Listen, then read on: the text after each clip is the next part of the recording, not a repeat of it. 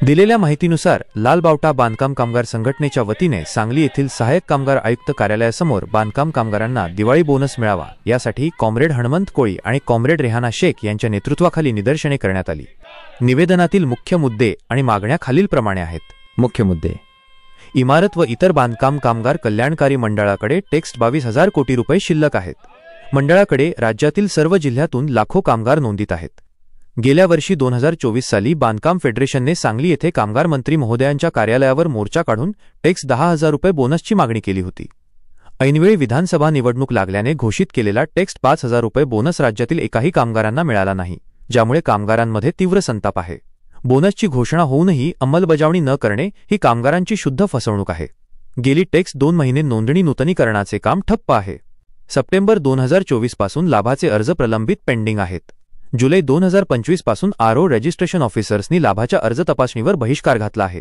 नूतनीकरणाचे renewal अर्ज विनाकारण आणि काही चुकीच्या त्रुटी काढून फेटाळले रिजेक्ट जात आहेत। नवीन आणि नूतनीकरणाच्या अर्जांच्या पडताळणीसाठी टेक्स्ट व्हेरिफिकेशन टेक्स्ट 5 ते टेक्स्ट 6 महिन्यांच्या तारखा पडत आहेत। घरकुलचे अर्ज वेळेत तपासले जात नाहीत। एकूणच सर्व अधिकारी कामे करण्यास टाळाटाळ किंवा विलंब लावत आहेत। लालबावटा बांधकाम कामगार संघटनेच्या वतीने केलेल्या मागण्या: 1-2025च्या दिवाळीत बांधकाम कामगारांना टेक्स्ट 15,000 रुपये बोनस मिळाला पाहिजे। 2. गेली 2 महिने बंद असलेले नोंदणी, नूतनीकरण आणि लाभाची प्रकरणे दिवाळीपूर्वी निर्गत करावीत। 3. नवीन भांडी सेट देण्याची कार्यवाही ताबडतोब चालू करावी। 4. चुकीच्या त्रुटी काढणाऱ्या आरओ रजिस्ट्रेशन ऑफिसर्स यांच्यावर दंडात्मक शिक्षात्मक शिस्तभंगाची कारवाई करावी। 5. घरकुल आणि लाभाचे अर्ज दिवाळीपूर्वी मंजूर करावेत। यावेळी प्रकाश घारगे, प्रशांत नाईक, समीर नराफ, बसवराज स्वामी, वृषभ कोळी, अमीर जमादार, निलेश पवार, विजय कांबळे इत्यादी मान्यवर उपस्थित होते। सीआयटी संलग्न बांधकाम कामगार संघटनेच्या वतीने सांगली जिल्ह्यामध्ये मोर्चा आयोजित केलेला आहे। अगदी तोंडावर दिवाळी आलेली असून सुद्धा राज्य सरकार किंवा सांगली जिल्ह्यातील अधिकारी कोणत्याही बांधकाम कामगाराकडे बघण्याचा दृष्टिकोन त्यांचा अजूनही नकारात्मकपणेच आहे।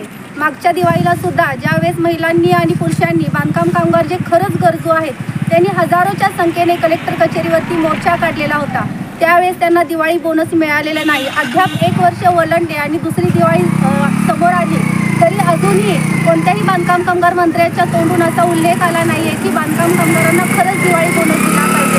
अर्थातच जे शासकीय कर्मचारी आहेत त्यांच्यापेक्षा जास्त गरज हे बांधकाम कामगारांना आहे। आज उद्या त्यांच्या दिवाळीचं कसं व्हायचं याचा प्रश्न त्यांच्या समोर आहे। त्यामुळे प्रत्येक वेळी अर्ज करून वेळोवेळी निवेदन देऊन मागण्या घेऊन बांधकाम कामगाराकडे दुर्लक्ष केलं जात आहे।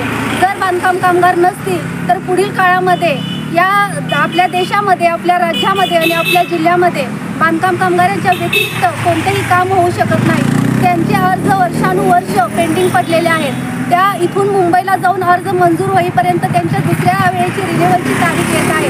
त्यामुळं महाराष्ट्रामध्ये बांधकाम कामगारांवरती खूप मोठे अन्याय होत आहेत। पुढील काळामध्ये हे काम त्वरित थांबवलं नाही आणि बांधकाम कामगाराकडे लक्ष केंद्रित केलं गेलं नाही तर महाराष्ट्रामध्ये बांधकाम कामगाराच्या वतीने तीव्र आंदोलन केले जाईल।